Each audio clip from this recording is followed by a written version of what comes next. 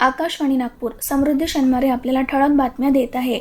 नागपुरातील संविधान चौक इथं आज कॉक्रोच जनता पार्टीच्या वतीनं मोठ्या आंदोलनाचं आयोजन करण्यात आलं।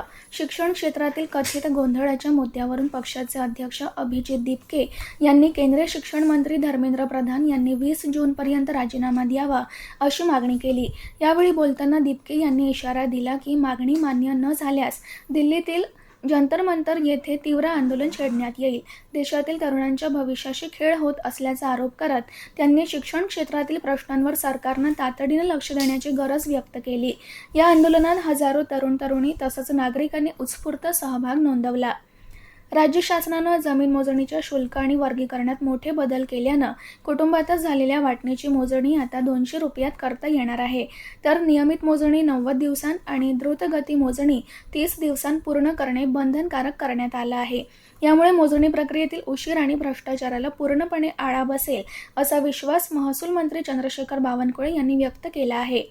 पावसाळ्यात वीज पुरवठा अधिक सक्षम आणि अखंडित ठेवण्यासाठी महावितरणतर्फे उद्या देखभाल आणि तांत्रिक कामे करण्यात येणार आहे। यामुळे शहरातील विविध भागांत सकाळच्या सत्रात 3 ते 4 तास वीज पुरवठा तात्पुरता बंद राहणार आहे।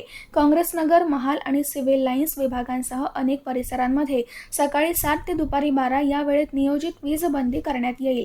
तसंच बुटीबोरी औद्योगिक क्षेत्रात सकाळी 10 ते सायंकाळी 5 वाजेपर्यंत टप्प्याटप्प्यानं वीज पुरवठ्यात बदल करण्यात येतील अशी माहिती महावितरणनं दिली आहे।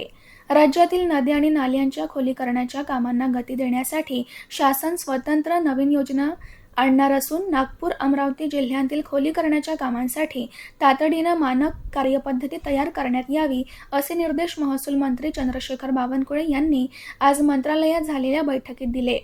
नागपूर जिल्ह्यातील शासन मान्यता प्राप्त सर्व माध्यमांच्या शासनमान्य राज्य मंडळ, CBSE, ICSE तसंच इतर मान्यताप्राप्त मंडळांच्या प्राथमिक, माध्यमिक आणि उच्च माध्यमिक शाळांनी मागील 2 वर्षांतील परिवहन समितीच्या बैठकींची माहिती आणि विद्यार्थी वाहतुकीसाठी वापरण्यात येणाऱ्या बस आणि इतर वाहनांची संपूर्ण यादी सादर करावी असे निर्देश मुंबई उच्च न्यायालयाच्या नागपूर खंडपीठानं दिले आहेत। निर्देशांचे पालन न करणाऱ्या संबंधित शाळेवर 50,000 रुपयांचा दंड आकारला जाऊ शकतो असा इशाराही न्यायालयानं दिला आहे। याबरोबरच ठळक बातमीपत्र संपलं। यापुढे ठळक बातमीपत्र रात्री 8:42 प्रसारित होईल। नमस्कार।